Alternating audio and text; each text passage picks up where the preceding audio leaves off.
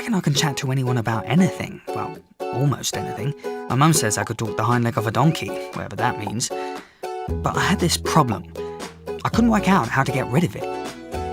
It just seemed to keep getting bigger and bigger in my head, and I didn't know who I could talk to. There was Mum, of course. She's good at advice. And my teachers too, some of them are okay. And if I felt really stuck, or if it was an emergency, I knew I could even go to the police. But for now, I wanted to keep things to myself, so I thought I might speak to ChildLine. I'd heard you could talk to them about anything. The only thing was I wasn't sure how I should talk to them. I mean, who would I be talking to? What would happen? And would anyone else get to know about it? I didn't want the whole world knowing my business. So I went on the ChildLine site and found loads of information. Like I saw that it was completely free. And you can talk to ChildLine online as well as call them. It works the same way as on the phone. It's just that you're typing instead of talking. Either way, I'd be in charge of what was said and what would happen next.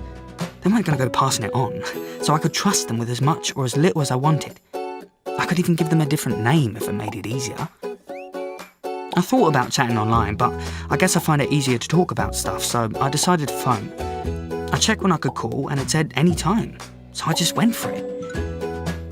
After I dialed the number, I suddenly felt I was thinking about hanging up. But I'd come this far, so what did I have to lose? Then someone answered. This man went, "Hi, you're through to ChildLine." "I've got this problem," I said. "I don't think anyone will understand." "Would you like to talk to someone about it?" he said. "Yeah," I said, "but I don't want anyone to find out." He said that was fine. The call would just be between me and the counsellor, unless they got worried I was really in danger. That might change things. That made sense. So he said he'd put me in a queue to talk to a counsellor. All I had to do was stay on the line. So I waited, and I was starting to feel like I shouldn't have called. I felt a bit sick.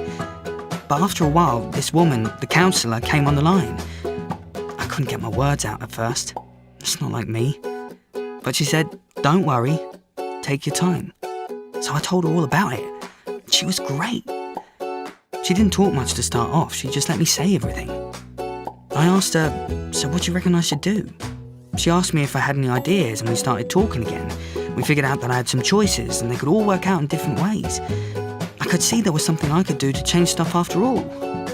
That was amazing. Just doing that, all of a sudden it felt like I had a plan. It wasn't like I'd made an idiot of myself, and I hadn't blabbed to the entire world. The call wouldn't even appear on the phone bill. It felt like I was in charge, and that I could really trust them.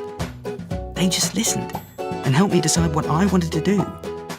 It felt great.